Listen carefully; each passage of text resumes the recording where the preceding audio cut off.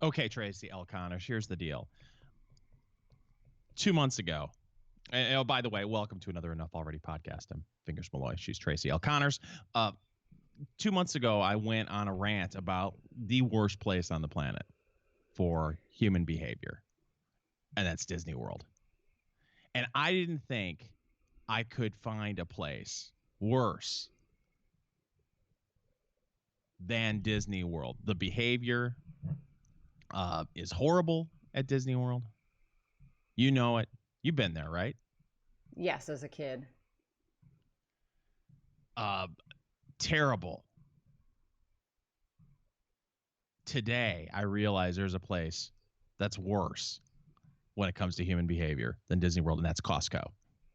And I'm sure Sam's Club is the same way. Any of these big box warehouse places, you get parents who don't want to watch their children.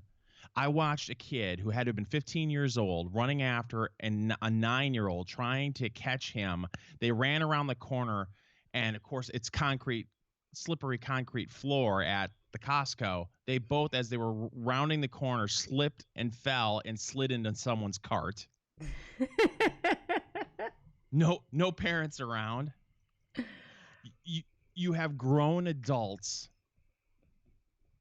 in some sort of Survivor-esque competition to get free samples of chicken nuggets as if they hadn't eaten in 12 weeks. Terrible behavior in a food court that they have there because their food is so ridiculously cheap, Tracy. You can get a quarter-pound hot dog and a pop for $1.50. So a family will bring their 6 kids, and apparently this is an anti-kid rant at the end of the day. They'll bring their 6 kids in and feed everyone for $11 and not clean up after themselves because, this isn't Outback. This is Costco. Horrible. People not giving a crap about people in their way. They're barreling through. And the senior citizens. The worst part about this is the senior citizens there. Because these seasoned citizens cannot operate a shopping cart. They can't. It's impossible. It's banging technology. Into you. I'm coming through and I'm thinking, okay, this is great. After they leave here, they're driving. Yeah. Horrible. Avoid that place at all costs. Unless, of course, they wanted to be a sponsor of the Enough Already podcast. Now, do they have the booze in Indiana at Costco? Oh, listen. If there weren't people at the Costco, it's fantastic. I mean, ridiculous liquor selection and wine and the big is that a gallon bottle? The big bottles of booze, huge bottles of booze. You get a bottle of Jameson for $42. Oh wow! The huge one, not the 5th. The handle. Yeah, that bad boy. You walk out of there with a bottle of that, everyone knows you mean business. Sounds like you need to walk around in there drinking straight out of that bottle to tolerate it. Exactly. But they got a really good bourbon selection. They've got, listen, I know you enjoy wine. Mm-hmm. Fabulous wine selection. Excellent. So as long as there aren't any people there, it's fantastic. I mean, adults waiting in line and getting salty with the senior citizen handing out free samples of orange slices. It's like, what do you ate? Trying to pack your lunchbox? Horrible. You know what else is horrible? The state of the Democratic Party. This is true. And it has been entertaining to watch. I know people have dissected the debate from Wednesday night, but I know by the time this is released on Monday, it's really going to be old news. But we have to talk about some of this stuff because it was hilarious. Elizabeth Warren channeling her inner Tulsi Gabbard completely kneecapped mini Mike Bloomberg in a way that Tulsi did to Kamala Harris, to where Kamala never recovered. You think Bloomberg's beyond recovery at this point? Oh, well, listen, Kamala doesn't have $53 billion. 73. 73? It's in the 70s. I want to say it's 72, 73. You would never see me again. No. I almost feel like we should do $3 billion. We talk about parody songs all the time, but the Bare Naked Ladies, if I had $1 million, could be up to if I had 73 billion. And we just make fun of running for president and just being a complete ass. I mean, I'm to the point where I think it's some kind of a dare. Like, let's see how much money you could blow on this and how many people you can get to hate you. It's like, did you ever see the movie? It was a remake of an older movie, but with Richard Pryor and John Candy, Brewster's Millions. Many, many moons ago, yes. And the premise was that Richard Pryor inherited a bunch of money, but in order to prove to the estate that he wouldn't just spend it all frivolously, he had to get that out of his system, kind of. And he was given a time limit. I can't remember what it was, like a month or something, where he had to spend some obscene amount of money, but have absolutely zero assets to show for it. Yeah. And it was something like 50 million, right? And then so he decided to run for mayor of New York. And then he started polling really well. So then he had to be like, vote for none of the above, because he couldn't have an asset, and being the mayor would have counted as an asset. So I'm kind of wondering if Bloomberg's stuck in something like that. Like there's some secret trillionaire that's like, hey, Mike, I will give you $2 trillion if you can spend $50 billion and have nothing to show for it. It's the worst fetish I think you could possibly have. That seems to be a hot take now. Everybody's like, oh, he's some masochist, and that's what this is all about.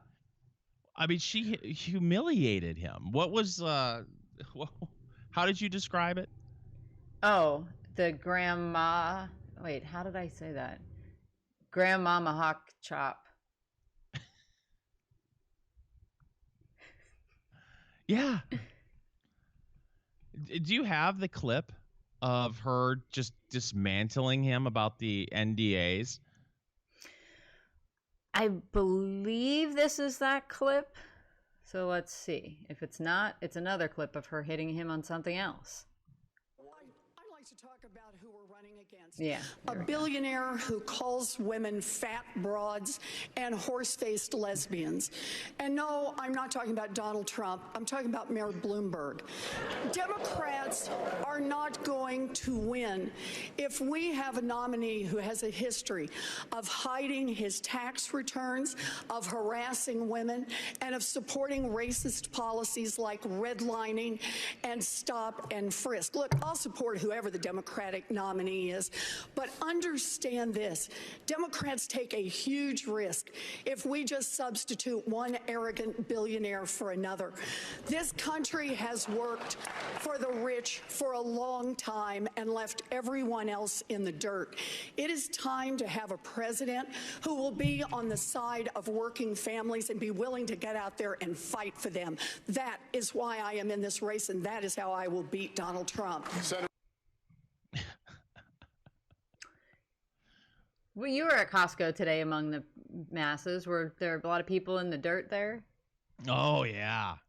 I can't tell you how many of them were saying to the, everyone was just walking by saying, Elizabeth Warren, if she becomes president of the United States, she's going to fight for me. What the hell is what?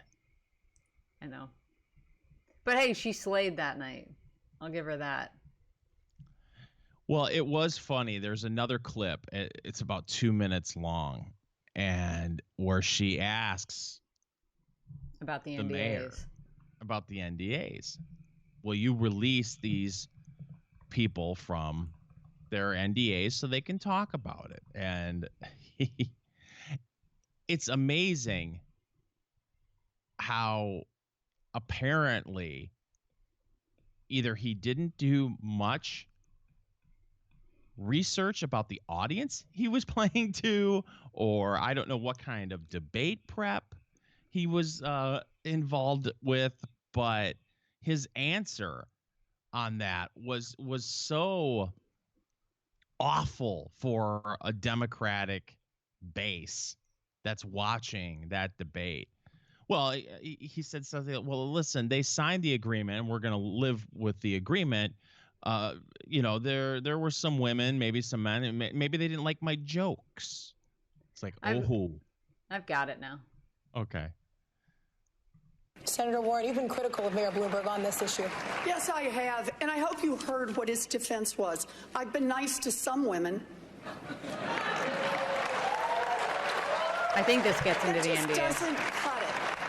The mayor has to stand on his record, and what we need to know is exactly what's lurking out there. He has gotten some number of women, dozens, who knows, to sign non-disclosure agreements, both for sexual harassment and for gender discrimination in the workplace.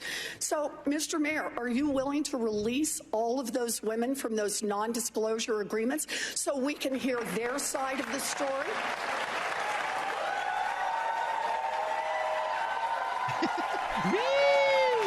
We have a very few non-disclosure agreements. How many Let is me that? finish. How many is that? None of them accuse me of doing anything other than maybe they didn't like the joke I told. And let me put, there's agreements between two parties that wanted to keep it quiet, and that's up to them. They signed those agreements, and we'll live with it. So wait, when you say it is up to, I just want to be clear. Some is how many? And when you say they signed them and they wanted them, if they wish now to speak out and tell their side of the story about what it is they allege, that's now okay with you? You're releasing them on television tonight? Senator, no. Is that right? Senator, the company and somebody else, in this case, a man or a woman, or could be more than that, they decided when they made an agreement that they wanted to keep it quiet for everybody's interest. They signed the agreements, and that's what we're going to live with. I'm sorry. No, the question is, are the women bound by being muzzled by you? And you could release them from that immediately, because understand, this is not just a question of the mayor's character. This is also a question about electability. We are not going to beat Donald Trump with a man who has who knows how many non-disclosure agreements and the drip, drip, drip of stories of women saying. Do you know who's the biggest loser in all this? Who's that? Michael Avenatti. Yeah. I think he's sitting there, either, I don't know if they've already whisked him immediately off to prison or what his deal is as he awaits trial on the West Coast after being convicted on the East Coast. But he's probably sitting there being like, damn it, I could have all these Bloomberg NDA chicks lined up and defending them on TV and going after him. And Bloomberg's somebody he could actually extort for money and not end up on the other side of bars. Right. Here, there's so much to unpack there. First of all, you gotta love crazy Uncle Joe in the background. Oh, come on. Oh, guffaw. He added a lot to that. Well, what you couldn't see is that his top denture fell out. So that was what he was reacting to, not Bloomberg. Bloomberg's reaction, first of all, Elizabeth Warren trying to interrupt. And then his response was very, excuse me, I haven't finished. Men are talking here. Very dismissive. Listen, very you pushy sexist. broad. Yeah. Listen, squaw. Yeah. Trying to answer your question. And she persisted. So there's that. And then listen, I may have told a joke. I tell joke. I'm a merry prankster. Yes. I'm sure you are the office cut up, Mike Bloomberg. It shows. It really does. I'm sure it was just a joke that you may have told. It's some sort of misunderstanding. No one prepped him to come up with a good answer. No one. I mean, the kind of conventional wisdom is that he did go through a lot of debate prep. That seems to be established fact. But when you're a billionaire who hasn't heard the word no in God knows how long, 20 years, 30 years, when you hear somebody say, no, you shouldn't do it that way, is your immediate response going to be like, oh, okay, I think I should listen to you? Or, hey, I made $73 billion in my life. What have you ever done? Right. Even though these are campaign professionals, they've called in the big guns now. I guess they hired Doug Schoen this past week to try to rescue him from this disaster. Yeah. I mean, how tough is it to come up with an answer like, well, listen, NDAs are quite common in the corporate world, and you're just making blanket assumptions on this. You wouldn't understand because you haven't really been involved in the private sector all that much, so you wouldn't understand. And if we're really concerned about NDAs, how about your colleagues release everyone who signed an NDA who's worked for a congressman or a senator? Yeah. We know that there are, 200 plus NDAs in Congress for sexual settlements of sexual harassment suits. That's where he could have gone with it. And he didn't. That would have been such an easy pivot. Yeah. And bring that also to the attention of everybody. Because I don't know that many people know that that's an issue. Probably not. And it would have brought attention, like you said, to the issue. But instead, he went homina, homina, homina, homina, homina, because he isn't used to being challenged like that. Well, you got to imagine that somebody's going to try this tack again because they've got another debate on Tuesday night. And he's qualified. It's the same. So far, the only people that have qualified are the same ones that were standing on the stage in Las Vegas. So it's round 2. So the people who aren't at these debates, when do they just pack it in? I mean, I don't know. I don't see why you persist unless you think you can pick up some delegates on Super Tuesday. I mean, the consensus view seems to be that nobody's getting to the magic number of 1,991 delegates to cinch the nomination. So does that give you some power come the convention, or do you stay in to hoping that it's going to get you a cabinet position somehow, or are you just waiting for Bloomberg now to stop by with bags full of money to get you to leave?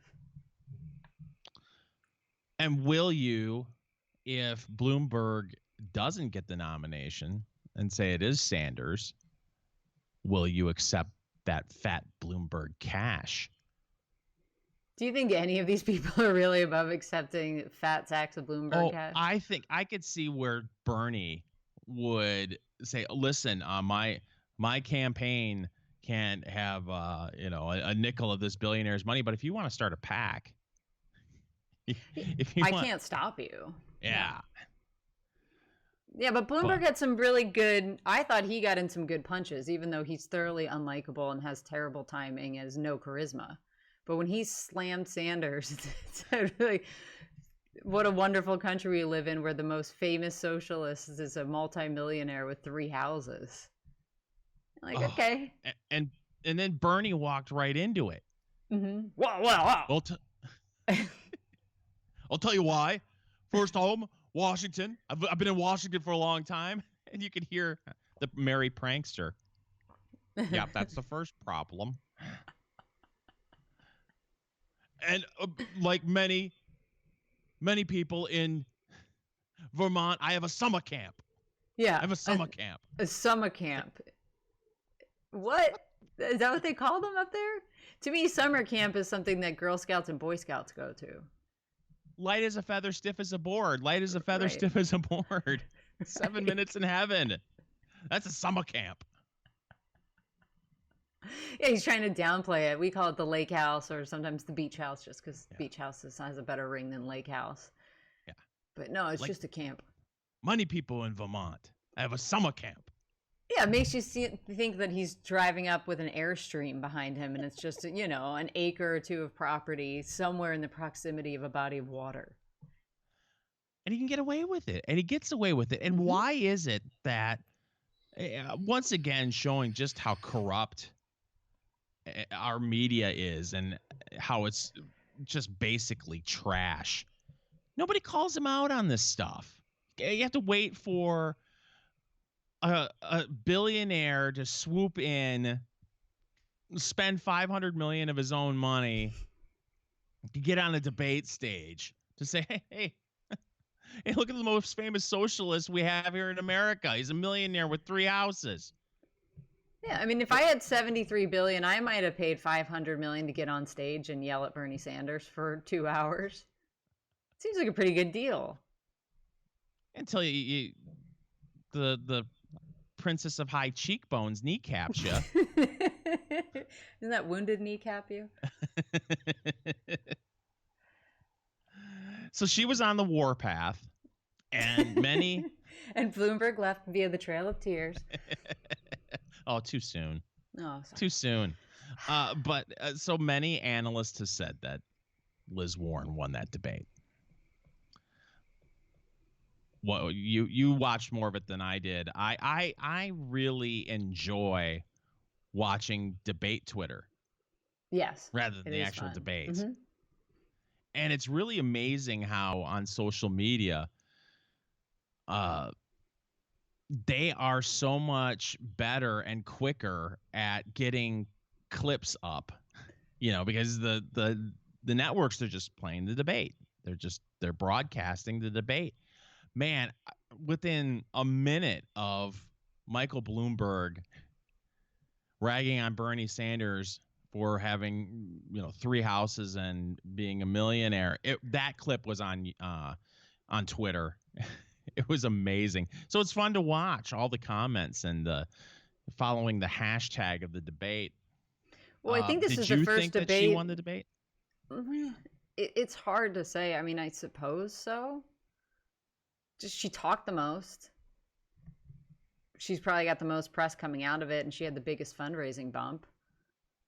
So maybe. But to me, the interesting thing to me is this is the first debate, and this was debate number 9 of this primary season, where there actually are multiple clips circulating after the fact. The other ones have been such snooze fests that there's really no headline-making one-liners coming out of them, or exchanges even, except the last one I can think of is Tulsi Gabbard when she took out Kamala Harris way back in the fall.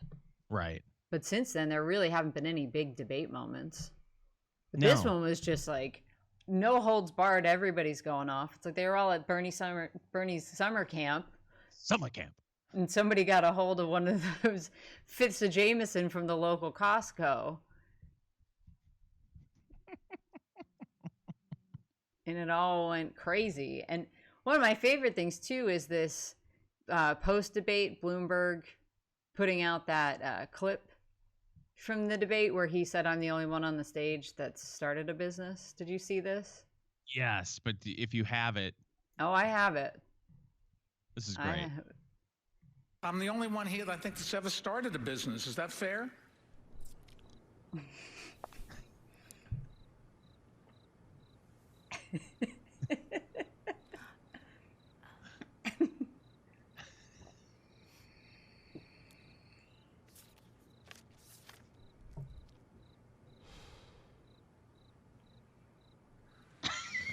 Okay.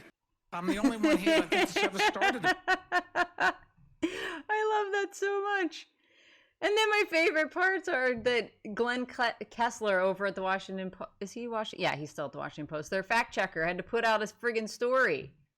In case you missed it, Bloomberg's manipulated debate video earns 4 Pinocchios. I'm like, Glenn, are you going to be fact checking the cold open of Saturday Night Live this week? Oh, and I'll tell you, and we released this after the cold open on Saturday Night Live. But they have to have a field day with this, right? If it's not a repeat this week. Oh, I would think it's new. Is it Kate McKinnon? Yes, that played Hillary and now does Warren. She is so good doing Elizabeth Warren. It's hilarious. She's fantastic. And then I got to say, everyone who they have had do Joe Biden does a really good job. Well, they bring back Rachel Dratch to do Amy Klobuchar, and then you'll have Larry David in there to do Sanders. It's just great. And whoever does Buttigieg stands on his knees. Whoever's going to do Bloomberg's going to have to do that too. Oh, the guy that does Bloomberg from the old cast, he's great too. Just sitting there sipping his big gulp. Oh my God. But they went nuts with this. I don't know if you saw, there was way more fallout than just Kessler fact-checking that ad. Twitter is apparently rolling out a new policy where they're going to flag tweets on the bottom if people report them as misinformation. So the tweet will stay, it sounds like. But there'll be a little orange warning box that pops up underneath that's like, a lot of people flag this as misinformation. So they're saying that Bloomberg's doctored video is the perfect example of what's going to be nailed now in Twitter's new policy going forward. They really have a lot of respect for the intelligence of the American people. Honestly, do they really think that people wouldn't realize that's not real? And like, here was Amy Klobuchar's reaction to this. She says, buyers and non-buyers, beware, all caps. And just one more example of why I want to pass better election ad laws. Bloomberg's manipulated debate video earns 4 Pinocchios. Oh, my God. So there's got to be a law against this, fingers. Listen, I really hope that we have a blue ribbon panel put together that will have some sort of really a department level, maybe a cabinet position. A czar? That will run a department that will specialize in fact-checking ads. Won't that be fantastic? I'm sure that they would be nonpartisan. Play it right down the center. There was someone produced a video this week. It was hilarious. It was from an old Trump rally where he picked up a kid that was dressed like him. They were like, oh, like a mini Donald Trump, and they people can do amazing things with video. They put Bloomberg's head on. Yeah. And someone ran with it going, oh my gosh, being a smart ass. Look at this deceptively edited video. I hope people realize that Donald Trump didn't actually pick up Bloomberg and kiss him on the cheek.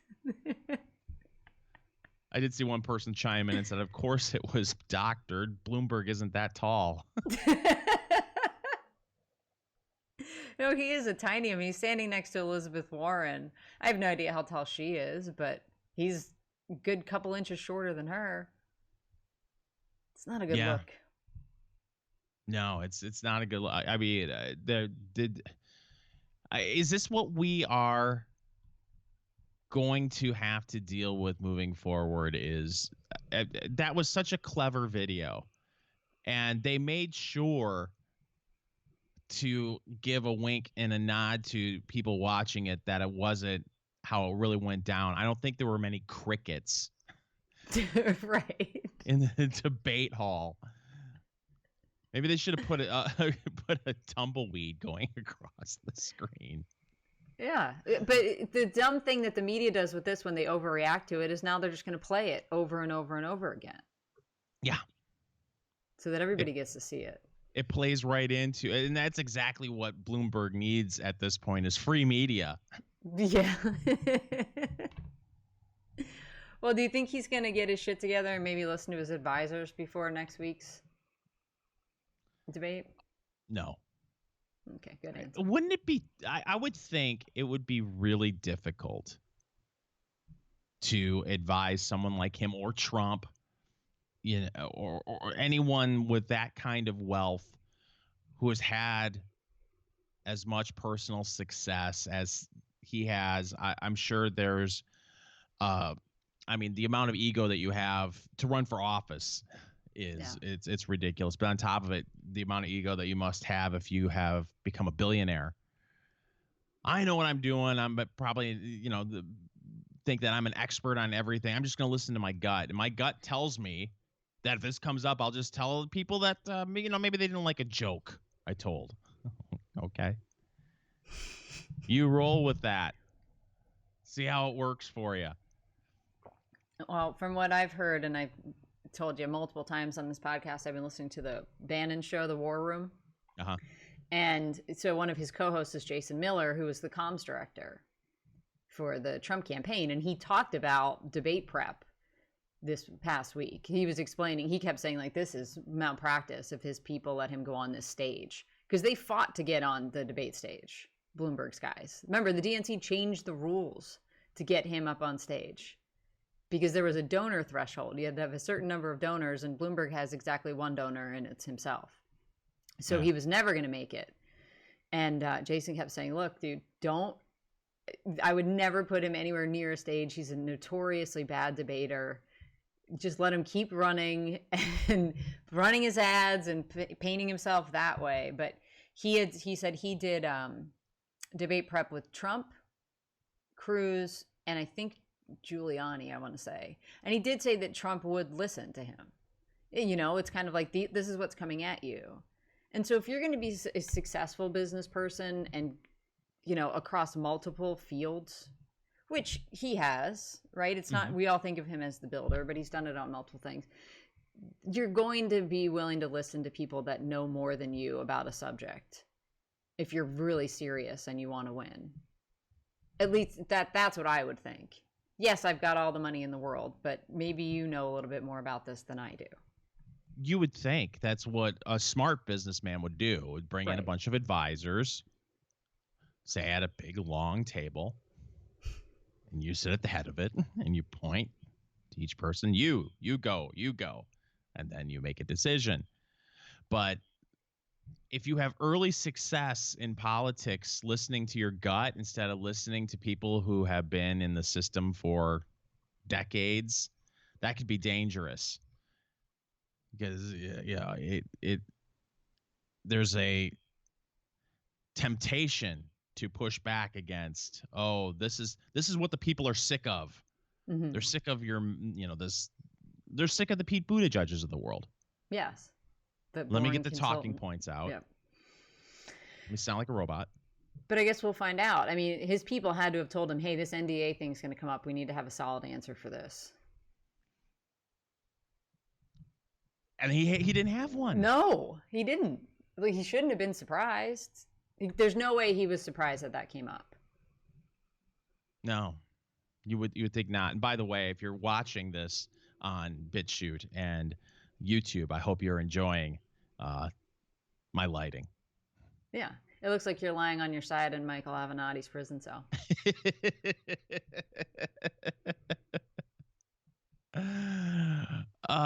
So that was a ton of fun watching all of that. And I, for one, am looking forward to the next debate. But like you said, to me, it would have made a heck of a lot more sense to just keep running ads and have my guy with the deep pockets be the mystery candidate. Oh, wow, I like his ads. Right. And he seems to be on the right position on a lot of issues. If I'm a moderate, and he's got experience as the mayor of New York City, and God knows the media is not all that curious about his record, I think I'll just maybe I'll be interested in him. So you would think that would have been the way to go, is just have people keep guessing as to what kind of candidate he would be. Just keep running the ads, and then let some of these people, let them duke it out. And you never know. Maybe after Nevada, someone drops out. Probably not, unless someone gets completely embarrassed. But you mentioned before that Bloomberg's not on the ballot in South Carolina. Right. So he's not on any ballot until Super Tuesday. Yeah. Why do this? So it'll be interesting to see. I have not looked at any recent polls since that debate, if he has dropped at all on some of the Super Tuesday. He has. At least on Predict It, yes. Predict It. For the folks at home who don't know what Predict It is, will you give people a description of Predict It and tell people, if you're comfortable sharing with the folks, Bill O'Reilly calls them the folks, where you put your money and if you've made any? Yeah, Predicted is an online betting site for political things and world news and events and stuff like that. It's run out of New Zealand. Don't know why that is, but that's where it comes from. So I will show that to you. And you buy options. Is probably the best way to explain it. So right now at the top of the page, which I've got pulled up, they've got the biggest market is the 2020 Democrat nominee. Who's it going to be? And so you can see you can buy Bernie Sanders to win. He's at 64 cents. So that means basically 64% of people think he's going to win. So you can buy yes for 64 or you can buy no for 37. Mm-hmm. And I've got a couple of bets in this market right now. Let's see. I bought Buttigieg at 10 cents and he's still at 10 cents. And the deal is I'm holding on to that thinking he might go up. And if he does, I can sell it. You don't have to hold the market until it's totally closed. So say if you bought them at 10 cents and it gets up to 15 cents, you can sell and then make a profit. Correct. Yeah, that's how it works. So I did a lot of betting on I got a bunch of bets on the caucuses and the primaries, Super Tuesday. I threw a couple bucks down on Hillary getting into the race because I think about that at 10 cents, I want to say. 10 or 11 cents. I figure that'll go up quite a bit in the next few. There's been that speculation about it. Right. But I got smoked on the debate the other night. So they don't have the betting up for next week's debate, but normally they have who's going to talk the most, who's going to talk the least, who gets the biggest bump coming out of it. And this week they had some, like, how many candidates are going to say the word billionaires? And I was like, oh, all of them, right? Yeah. That seems like a no-brainer. No, only 4 of them said it. I was furious. So I'm sitting there watching. Can I like, guess? just say it. Yeah, go ahead. Okay, Liz Warren. Correct. Bernie. Yes. Buttigieg? No. No. Well, Biden? Yes. Well, Klobuchar. No. Bloomberg said it. Oh, duh. Yeah. But I mean, they even asked at one point, should we eliminate billionaires or something? It was in one of the questions. I'm like, oh, here we go. I'm going to get them all now. But no. And then the other one was, how many of them will say the word virus? And I'm figuring that story should be one of the biggest issues on the table right now. What would you do if you were president and something like this happened? The coronavirus. Right. MSNBC, no. They want to talk about the existential threat that is climate change. I'm like, hi, there's a pandemic. If you look at the news today, Italy's got some cases now. Iran is pretty messed up. Like, Italy's putting a couple cities on lockdown. And she's like, this is kind of getting a little scary. Yeah. They brought back people from Americans that were on that cruise ship. The CDC said, don't do it. Department of Homeland Security did it anyway. And I just saw before we went on air, I think it was a New York Times report that said Trump is furious that happened because he wasn't consulted beforehand. And they're like, and he's a notorious germaphobe. As if it's like, oh, that's what's driving it. Oh, yeah. No, he just wants to keep us safe. And that was the dumbest thing to do because they flew them all home. There were, I think, 300 of them on the same flight. And now 14 of them have the virus. Nice. Yeah. Yeah. When I was walking through Costco today, I saw 20-pound bags of rice. I thought to myself, maybe I should pick up 4 of these and take them home with me.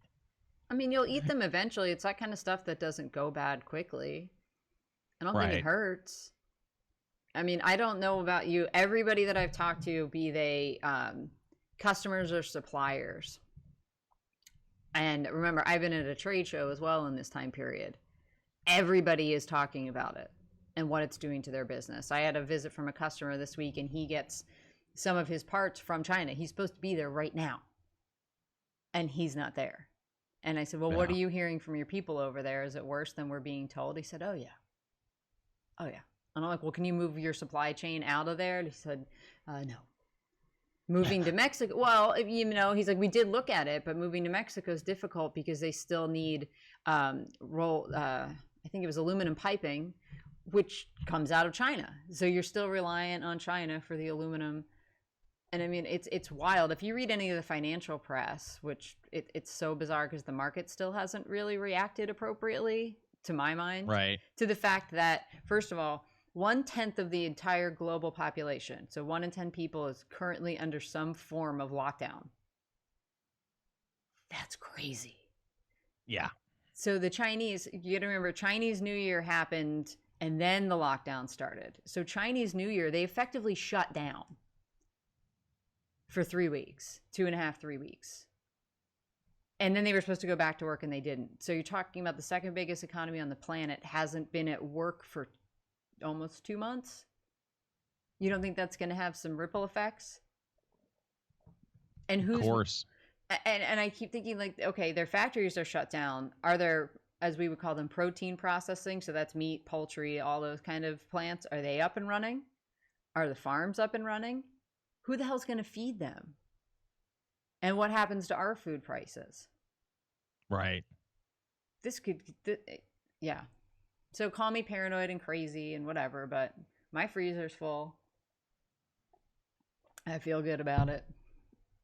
Well, and now you're hearing story. It's so hard to believe any information that's it's definitely hard to believe any information that's coming out of China. Sure. But about this virus, there's so much confusion. I listened to a WHO update a few days ago, listened to a news conference, and they don't want to be there. They really don't want too many questions asked. They haven't even gone to Wuhan yet. Yeah, they don't want to. They're worried about creating a panic. So it's very sterile and there's not much information coming out. But if you go to the internet and you see the scary clips that are coming out of how they're coming out of China, because they're so much of their social media and stuff is locked down. That's scary, but they know. It seems like they know so little about this virus. Mm-hmm. That I saw, and you always don't know when you're reading stuff. Okay, this seems like it's a reputable site, and I've gone to this site for news before, but is this a reputable story? Is the information accurate?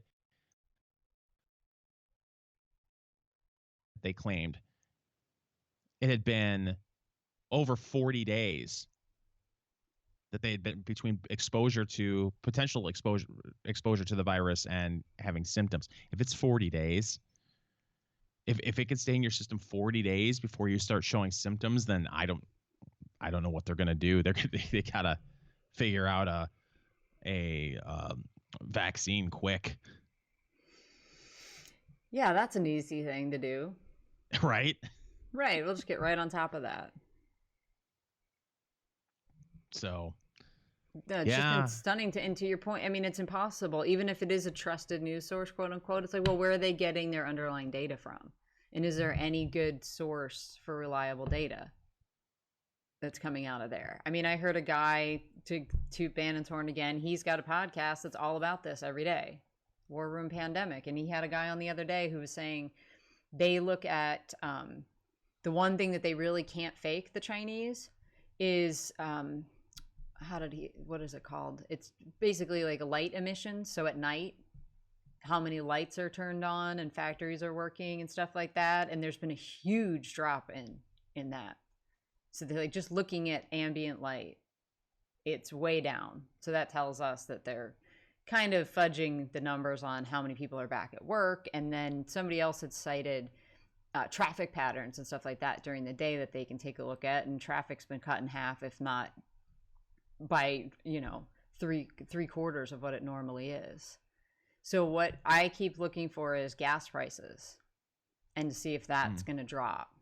because it should. If you're taking, 200 to 500 million people off of the road, right? Factories shut down. I mean, that should be an early warning sign that it's a lot worse than they're letting on. And people are, North Korea could just be totally wiped out, and they're never going to tell the truth about that. Yeah, could you imagine if that were to hit North Korea? Well, what's to say it hasn't already? You're not going to be able to tell by ambient light, that's for sure. Yeah, right. No, and it's not like those people are in the best of health. They already have compromised immune systems because they don't get fed. So it could be a disaster, and I could just be over exaggerating, and I'd be happy to be wrong about that.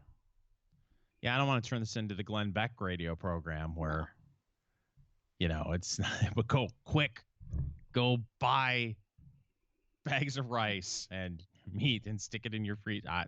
But it is scary, and I'm really happy that I'm going to be going to a convention this week. Yeah.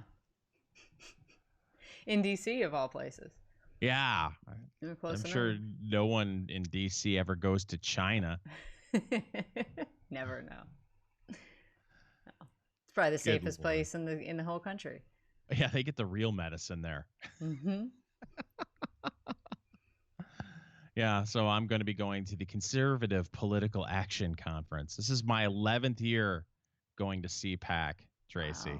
Wow. And I will be on Radio Row for WAAM, the home of the other show I do, The Snark Factor, that you used to co-host back in the day when we were at FTR Radio, but we're on Sunday mornings over at Wham, so I will be fist bumping people and not shaking hands on Radio Row. Well, the elbow bump is the way to go now. Oh, the elbow bump? Keep them even further away from you. Well, you don't want to fist bump them and then you touch your eyes or your mouth later without remembering that you fist bumped. I am going to bring a gallon of hand sanitizer with me, and I'm going to be hitting that like crazy next week. And I'm not usually a germaphobe.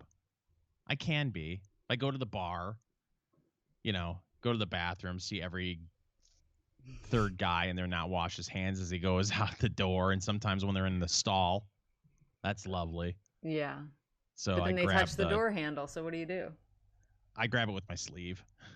Oh, and then it's just on your sleeve. Yeah, better on my sleeve than on my hand. Yeah, I suppose.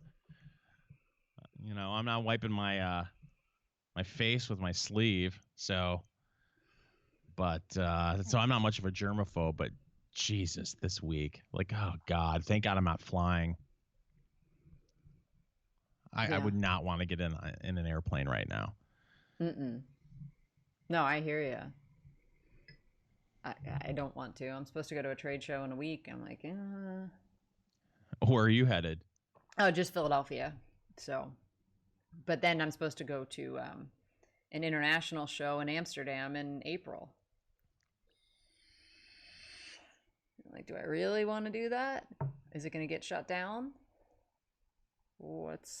Yeah. Man. And that would be a cool trip. Oh, yeah. Of course. Probably something you're looking forward to and have been for a while. Mm-hmm. Yeah, it's one of my favorite cities. And instead, you may be staring at your freezer full of meat. That's fine. I'm okay with that. Well, speaking of getting sick, I don't know if you saw this story that I stuck into our handy dandy shared Google sheet that comes from one of my favorite sites, RT. So propaganda. Yeah, propaganda. It is. It totally is. But I saw this morning when I was perusing Twitter. This is an opinion piece, but it's based off of some stuff that's going down. So the headline is, who's the sick one here? Denying NHS patients treatment for, quote, sexism and racism. Shows identity politics has gone mad in the UK. So what's going on is they're going to have New NHS guidelines would extend current red lines, allowing staff to refuse non-critical care to patients displaying, quote, aggression or violence to include, quote, sexist or racist remarks made by sick people towards the staff or other parties. So the writer continues, and who was it that wrote this? Because he's pretty funny. George Galloway. Sticks and stones can break your bones, of course, and must necessarily be barred from the medical wards and doctors' surgeries. But names can never harm you, at least not so much as to warrant passing the sick and injured by on the other side of the road. So he's making the argument now that the wokeness has gone so far and gotten so ridiculous that there's really no clear definitions that you can assign to things. So this is just going to be arbitrarily decided whether or not somebody's been offended. So he points out, he says, someone of my age, and parenthetically class, sometimes can't help themselves from calling women, including medical staff, love or even darling. Up north, women often call men duck. In Scotland, women are often called hen by men and women. So I've been told hen. Yeah. You never heard that? No. Yeah, you don't watch British TV then, because they have, instead of saying a bachelorette party, they have a hen party, it's called. Oh, no, I never. And I've watched many an absolutely fabulous episode. Well, I don't ever remember hearing hen before, but They okay. They might have mentioned hen parties on that show once or twice. But anyway, regardless. So he says, I've been told that's all now taboo. So he's making this point. What if somebody, an old timer or whatever, like say Joe Biden's in the hospital and he says, hey, love, can you get, oh, no, I'm no longer going to be treating you because that's sexist. Or not addressing people by the proper pronoun. That could be enough. Exactly. And so I just tweet this with healthcare is a right with little asterisks. Well, I mean, look how it is. The political climate in our country. I saw someone, and I wish I had their Twitter account in front of me, but it was a Brit, and he's in Vegas, and for their own personal kicks as a social experiment, this guy's not a Trump fan, walked around Vegas with a Trump shirt and a Make America Great Again hat. And he said he had 3 people laugh in his face. He had one person tell him to go fuck himself. Mm-hmm. There was like 3 or 4 examples of rude behavior because he was wearing a hat and T-shirt. Yes, of the President of the United States. No, it's crazy. I have a hat, and I won't wear it outside. It's a lovely hat, by the way. It is. It came courtesy of you from Iowa, if I recall. Yeah, I bought it from a vendor, but unfortunately I didn't know because I'm not a Make America Great Again aficionado. So apparently it was a knockoff hat that I bought. But it's fine. It actually fits my head properly. More hats are so deep. I don't know if you have that problem. No, I have a really bbig head. So yeah, well, they're all sized to fit your head then. Yeah. Because I feel like a 3-year-old when I put them on and they come down over my ears and it's not a good look. Yeah, the wheelhouse for that hat is usually a middle-aged man, or senior citizen. But no, I'll never forget buying it because I was outside of I was covering the Iowa caucus, and I was tooling around Iowa. The first event I was able to attend was a Trump rally. I went to see Trump, Chris Christie, Carly Fiorina. I went to see Rand Paul. He was going to have an event, but he dropped out of the campaign. He suspended his campaign an hour before the event was to take place. Really? He didn't even make it to Iowa? Oh, he didn't make it to Iowa. There was someone else. Is it Little Marco? Oh no, Ted Cruz. Oh, okay. And that whole scene was weird. Well, anyway, I was outside the Trump rally, and there was a vendor, a very energetic African American gentleman, seasoned citizen, trying to sell Trump gear, and all he would say, his sales pitch was "bomb the shit out of ISIS." And you're like, "That's my man." Yep, I got to get Tracy a hat. Yeah, you do. Yeah. So, but unfortunately, it wasn't the real deal. But I still like it.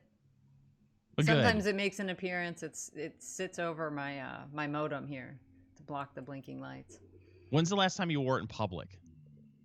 I used to wear it to the beach in Jersey because I think you might remember because I remember sharing photos. I think I sent them to you walking the boardwalk in Ocean City, New Jersey, the summer of 2016, and seeing Trump gear in all the stores, and I was like, yeah, he's gonna win.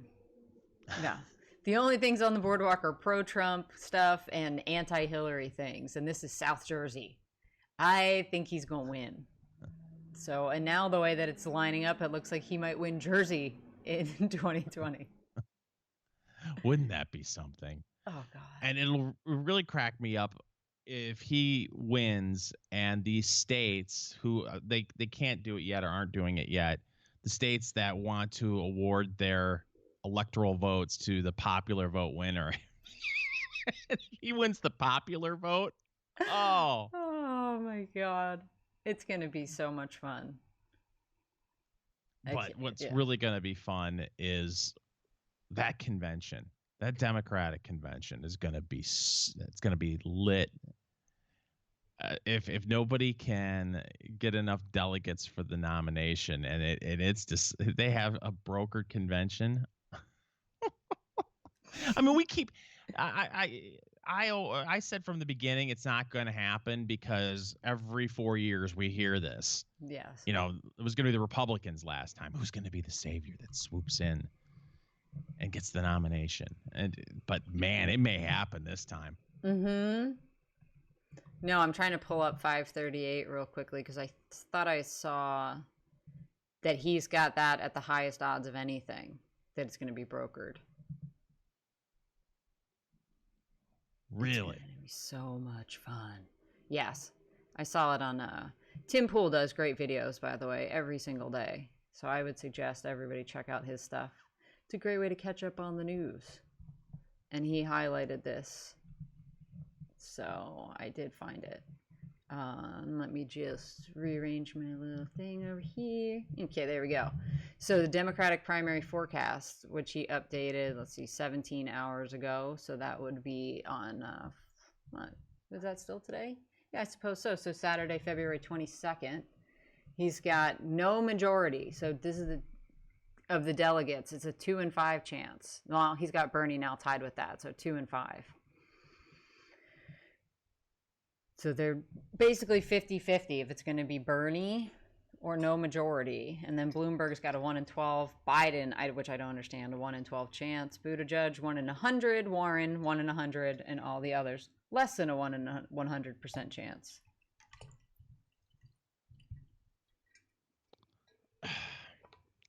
Does Warren make it to Super Tuesday? I mean, she just got a fundraising bump. She's on the ballots. I don't see why you would drop out at this point. So we've got Nevada today, which could be decided while we're recording this. And the last that I had looked, Bernie was doing pretty damn well. Oh, and I teased you before we started about how they solve tie votes in the Nevada caucuses. They do a high card draw. High card draw? Uh-huh. So it's you pull two people pull cards, whoever has the high card wins. And I think that I'm remembering this correctly because I was watching it. I was going back and forth between CNN and MSNBC's coverage, and they have their reporters at these silly high school gyms where this is taking place. Which just, I don't know. There's something that makes it seem so silly that all this stuff, it's so serious, and then we're going to do it in a high school gym. But the reporter at this one, I think it was on the Strip maybe even, said that they, at that specific precinct, they had decided that aces was low, not the high card. Oh, wow. Like, what kind of bullshit is this? Right. I mean, I get it. That works in blackjack, right? It can either be a 1 or an 11. Right. But when you're pulling cards for high card, you would think that ace wins that. And poker. Yeah. Because you could get a straight ace 2, 3, 4, 5. That's true. By the way, early reporting, and of course, we're already, well, no, I shouldn't assume by Monday we'll know who won the Nevada caucus. Uh, but at this point, Bernie Sanders has 54% of the vote. Biden is second with 18%. Liz Warren with 10. Pete Buttigieg with 9. Tom Steyer with 8. And then Amy Klobuchar, 2. Yeah, she did not have a good performance at the last debate. But back to whether Warren will drop out or not. You've got Nevada, and then you got South Carolina. Mm-hmm. And then Super Tuesday. So she's got to hold on for 2 more weeks. There's one more debate. She did really well in the last debate. If she can keep raising money, you might as well make it through Super Tuesday. Well, now it's funny. Before New Hampshire, I was telling you that I didn't think Klobuchar would last 2 weeks. And after New Hampshire, I didn't see what kind of fundraising bump she got off of that surprising finish for her in New Hampshire, if she got a bump. She got a little bump. But if she ends up placing behind Tom Steyer yeah, in Nevada, and I've got a friend, E. Thompson, who runs the Nevada Independent, and she was on MSNBC a few days ago saying that Tom Steyer will actually perform better than people expect because he had spent a lot of time there and was pounding the pavement in rural Nevada trying to drum up support. So I'm sure that his campaign will probably be happy to be in the top 5. I'm sure he would love to leapfrog Mayo Pete.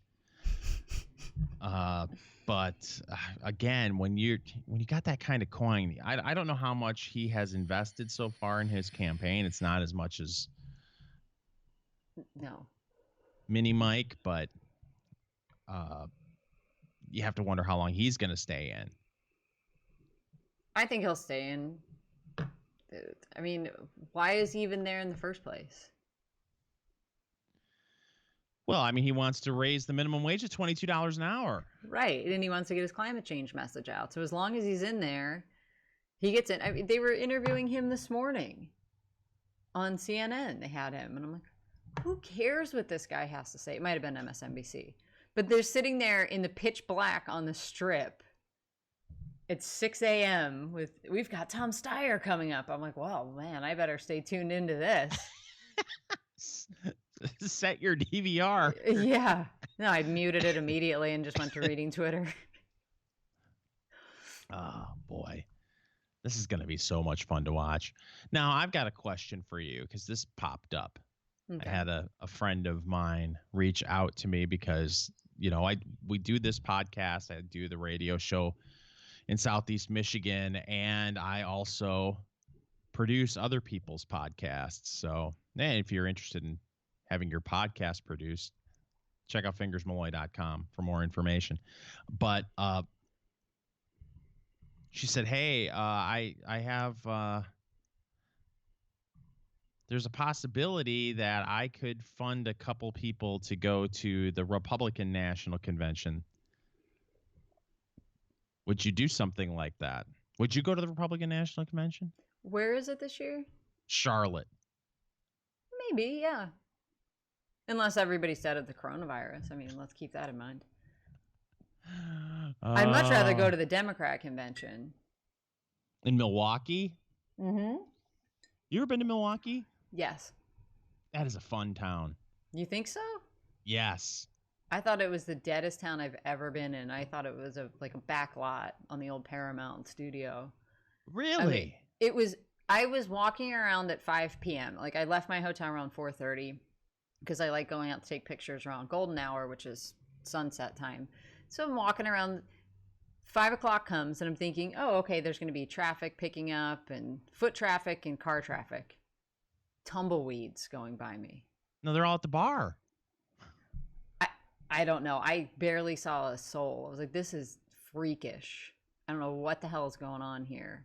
I There's went to more a activity in Wuhan right now than there is in. I went to a school choice convention because I know how to party. Yes. I went to a school choice convention in Milwaukee.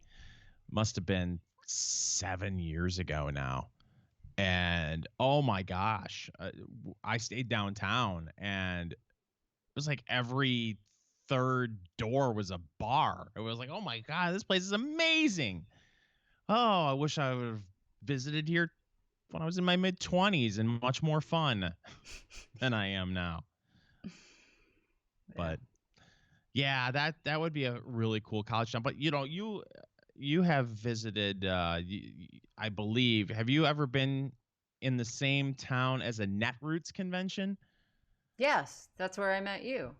That's what. Okay, in That's when we were in Providence, Rhode Island. Mm-hmm. Providence. Yes. We were at the bar at the Netroots, one of the main hotels where people were staying. And I got some shrapnel from a glitter bomb. I remember that. Jimmy LaSalvia, who was part of Go Proud at the time, conservative, gay activist. I don't think he's conservative anymore. But, the folks at Netroots found out he was there, and he got glitter bombed. And I got hit. I got a little glitter in my eye. I was close by. Sometimes at night, I still hear the screams, Tracy. But it's quite a scene at those at Netroots, and I got to believe the Democratic National Convention is similar, where I wonder if they will open up the bathrooms to everyone. Well, I can't speak to. I didn't make it into the convention hall in 2016, but I did spend 3 days on the ground there just because it was in Philadelphia. If you'll remember, I was running around with the Breitbart livestream crew. In the mess outside where they had erected, guess what? A wall around the convention site. And it did get busted down once or twice. Did they have the giant rat? I love the giant rat that shows up. No, they usually I've only ever seen that outside when unions are protesting. Yeah. But that's a fixture unions are in such a big part of the Democratic Party, or at least they used to be a lot stronger. Yeah. But whenever I would go to an event, it was either pro-Democrat, or definitely if you go to a Coke event, oh my goodness, there's the 20-foot inflatable rat outside. Yep. Oh man, this is going to be a fun year. Mm-hmm. Yeah, wouldn't you like to go to Milwaukee and go to the Democrat convention?